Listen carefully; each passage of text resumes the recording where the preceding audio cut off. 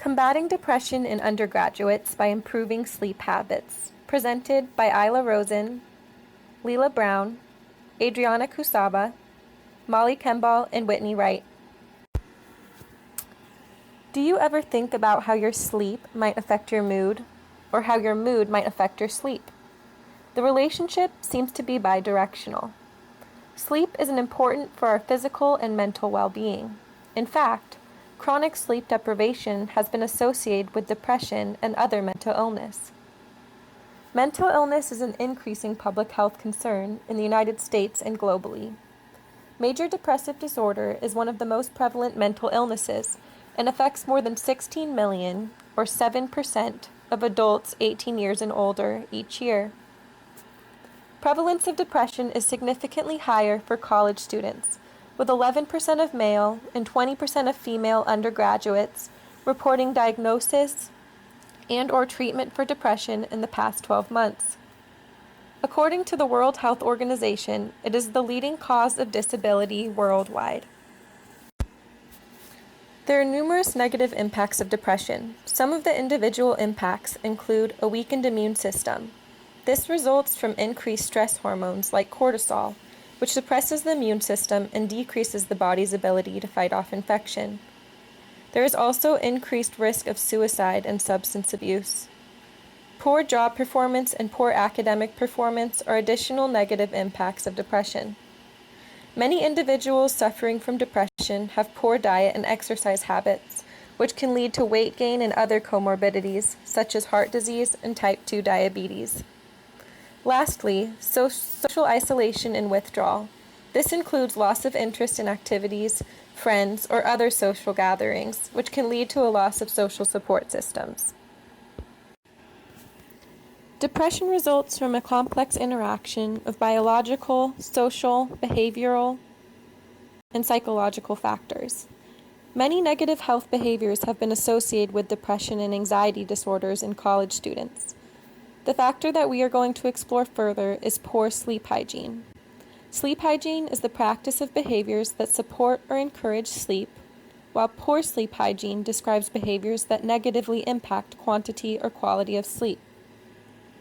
Examples of poor sleep hygiene include physiological behaviors such as caffeine consumption or alcohol and drug use. They also include cognitive factors like stress from a busy academic work life or other stressors. Other behaviors, such as smartphone use close to bedtime, are associated with poor sleep. The use of pre-bedtime media is one aspect of sleep hygiene that has been linked to poor sleep and depression. It has been suggested to limit or abstain from smartphone use and other screens in the hour leading up to bedtime. According to the literature, about 60% of undergraduate students report difficulty sleeping, and up to 70% report insufficient sleep. Additionally, 50% of students report daytime sleepiness. The goal of our intervention is to improve sleep hygiene among college undergraduate students via an individual-based intervention with an overarching goal of decreasing the prevalence of depression among this population.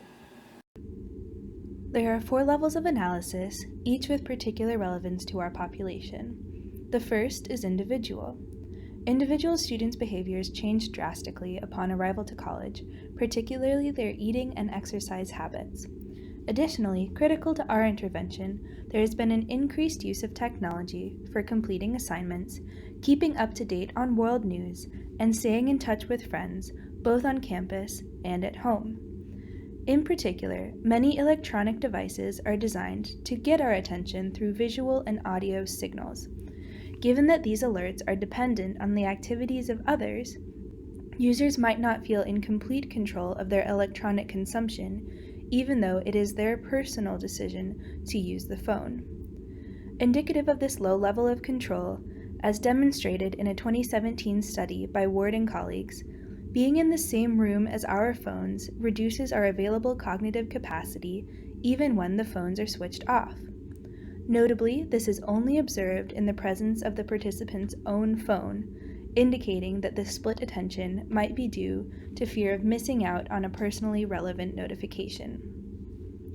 On an interpersonal level, Many universities expect a shifted schedule from students, in which they're expected to be awake late at night, as evidenced by offering night classes and nighttime exam periods. Additionally, many undergraduate students feel a pressure to forego sleep as evidence of their commitment to their studies. Finally, students might feel that they are missing out on the social side of college if they do not partake in the late night party and socialization culture. The third level of analysis is organizational, which has different considerations for different institutions. On residential campuses, barriers to sleep include noisy dorms, insufficient agency to improve quality of sleep, for example, an insufficient number of rooms for everybody to have a single, and combining sleep and study spaces by including desks in dorm rooms. Commuter campuses face different barriers, including irregular class hours, which do allow for attendance outside of normal work hours, but which increase the time spent traveling to and from the classes, particularly at odd hours of the day. Finally, online courses contribute to increased screen consumption and promote inefficient asynchronous collaboration, and can also pose sleep difficulties if the classmates need to collaborate across different time zones. Policy impacts on sleep behaviors, both policies that facilitate healthy sleep and erect barriers to healthy sleep, can be best exemplified by 5 particular Portland State University dorm policies, all of which are shared across Oregon state-funded academic institutions that provide dorms. A barrier is that PSU reserves the right to randomly assign a roommate, which may or may not result in a pairing with compatible sleep schedules. Policies that facilitate good sleep include the establishment of quiet hours in each dorm, although enforcement of this rule may sometimes be lacking, a limitation on the number of nights that visitors can stay, both in a row and overall, as well as the inclusion of dorms that have strict no-substance policies and limitations on the type of pets that are allowed in dorms in order to restrict noise and reduce potential dander irritation for the residents. It's clear that there are certainly a number of factors that affect the attainment of high-quality sleep, many of which would be great candidates for intervention design. For this project, we chose to focus our analysis on the level of the individual, as we believe that individual responses and coping mechanisms are critical to develop as an undergraduate before entering the workforce, where interpersonal, organizational, and policy-level changes will be less likely to be implemented and less effective, even if they are, given the disparate nature of these groups. We believe that intervention at the individual level will improve undergraduates' attitudes, selective norms, and perceived control, all of which indicate the utility of the theory of planned behavior. The theory of planned behavior provides an excellent structure for our intervention. It has been used by multiple studies to support sleep hygiene interventions. For our intervention, we will focus on college students whose behavior is driven by intention to perform, the behavior of bettering their sleep hygiene. Important to note, students' intention to perform is influenced by their attitude towards the outcomes of the behavior. Students who see getting a healthy amount and quality sleep as good for their mental health are classified as having positive attitudes, while those who do not believe sleep will benefit their mental health status have negative attitudes. Subjective norms also impact intention to perform. That is, whether important individuals in a student's life want or approve of them getting good and enough sleep. And lastly, perceived control towards the behavior includes students' self-efficacy to perform the behavior and factors outside the student's control. Are students confident that if they wanted to, they could sleep 7 to 8 hours a night, or is getting a quality night's sleep practical for them? The relationship of these constructs is what makes up the theory of planned behavior and what makes it a great framework for developing a sleep intervention. In studies involving sleep hygiene in college students, the theory of planned behavior constructs of perceived control and subjective norms were found to have been the most predictive of successful behavioral intention. However, we decided that our intervention will focus solely on perceived behavioral control because it coincides with an individual level of analysis. This leads us to the hypothesis that because of the connection between poor sleep and depression, we expect a reduction in rates of depression among students using a theory of planned behavior-based intervention in the form of a phone app aimed at improving perceived behavioral control around sleep.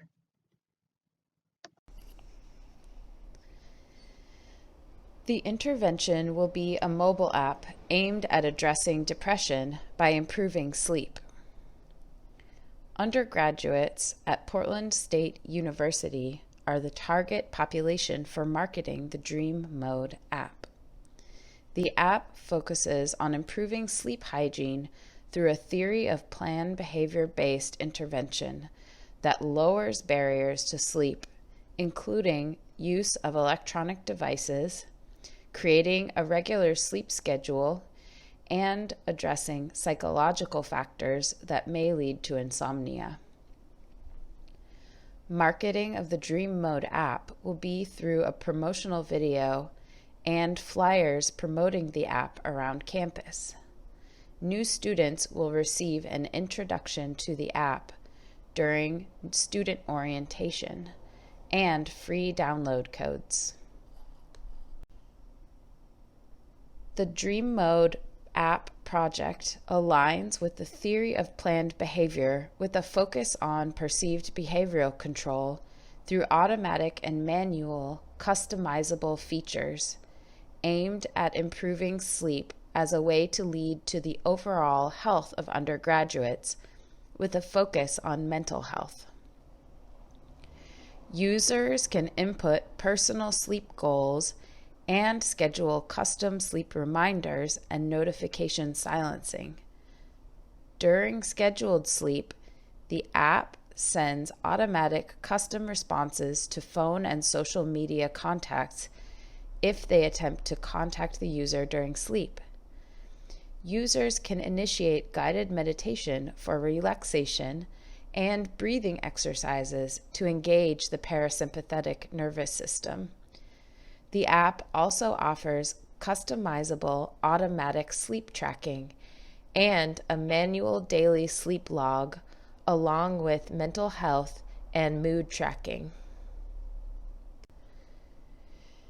In order to observe the impact on sleep and depression, the Dream Mode app automatically records sleep data based on the user's movement and includes optional sleep quality ratings based on the Philadelphia Sleep Quality Index. Users are prompted to enter mental health tracking and evaluations and are sent a quarterly survey on mood and well-being. Personal tracking data will only be shared for research with users' permission and will be anonymized to protect privacy. A survey will measure students' perceived behavioral control over their ability to obtain quality and healthy quantity of sleep. The questions were designed to gauge the respondents' controllability and self-efficacy to partake in good sleep behavior and eliminate barriers to sleep, including phone use, inconsistent sleep schedule, and mental states like stress, worry, and distraction. Students will be prompted to complete the survey quarterly, answering questions like, if I wanted to, I am confident I could sleep for at least 8 hours every night. For me to sleep at least 8 hours every night is realistic or not realistic. Staying off my phone once I lay down to go to sleep is achievable or not achievable. If I needed to, I have access to healthy resources that could help me sleep. Agree or disagree? A score between 4 and 28 is possible. The success of the Dream Mode app product will be based on the number of downloads, with a goal of 3% of the PSU undergraduate population. Evaluation of user engagement with a goal of an average of 2 interactions per week. A survey of the undergraduate population for awareness of the app, and comparison of marketing strategies with messaging including academic, mental health, or overall wellness messages. In addition to the social marketing component of our presentation, we will go over the 4 P's of our planned intervention. The core product we are offering is improved sleep quantity and quality of college undergrads at Portland State University. Our actual product is built into our app and features that will limit notifications on student cell phones, and the augmented product is the app itself and social marketing. The price or perceived barriers to our product are mainly social and psychological. The fear of missing out, time it takes to enter personal data, and emotional cost of committing to adopting healthier sleep practices will most likely be the greatest perceived barriers. One monetary incentive we are offering to our target population to mitigate these barriers is to provide download codes to new students so they may download the app free of charge. Portland State University is the primary location that our target population will be reached. Portland State University hosts a new student orientation every fall term for first-year students. This event is a great opportunity to not only promote the application, but encourage students to download the app and address any perceived barriers they have regarding their sleep. Flyers will also be placed in elevators, dorm room corridors, and any community spaces on campus, like the Student Union, Student Services Center, and Dining Commons. The place ties in nicely with the promotion of our product, since we will be promoting the benefits of sleep at the new student orientation. It creates an opportunity to do a catch-all of students who live on campus, off campus, or who are taking online courses. Additionally, the flyers placed around university common areas will reinforce our social marketing campaign as visual reminders and cues to download and use the app.